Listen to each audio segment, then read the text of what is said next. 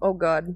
I am not in the right world for this. Hello? Go through the portal. Wrong portal. That one. There we go. Can't move as fast as I used to. Mad. Hey, I'm Crystal Foxy and I'm here to tell you that you're adorable and I love you and your art does not suck. Yeah, okay, it doesn't look as good as some others, but you gotta think about it like this. When you hold your pen, you're gonna notice your hand shakes when you try to hold it still. That's because you're using every muscle in your hand to make that pen do what you want. How do we make this better? Well, it's a matter of muscle memory, building up those muscles. I have a challenge for you. Draw 100 stick figures. This will improve your art massively. I taught a guy back east how to draw, and I didn't use this method. I mostly used a method of drawing loops and boxes in a page, and by the 5th page, his lines got significantly smoother. But this will also incorporate practicing in poses, learning proportions, and with broad sweeps, circular heads, and a repetitive motion, starting with very simplistic, much like those animator versus animation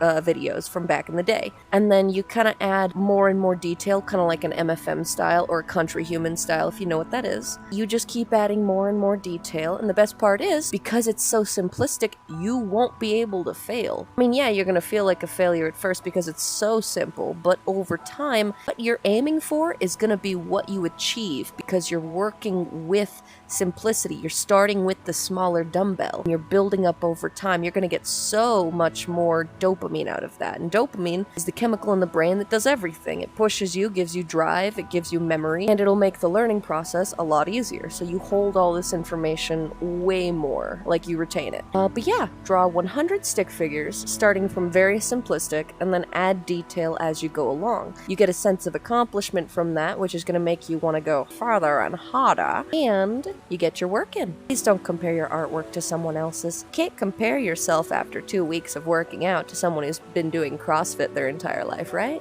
You got this. Good luck.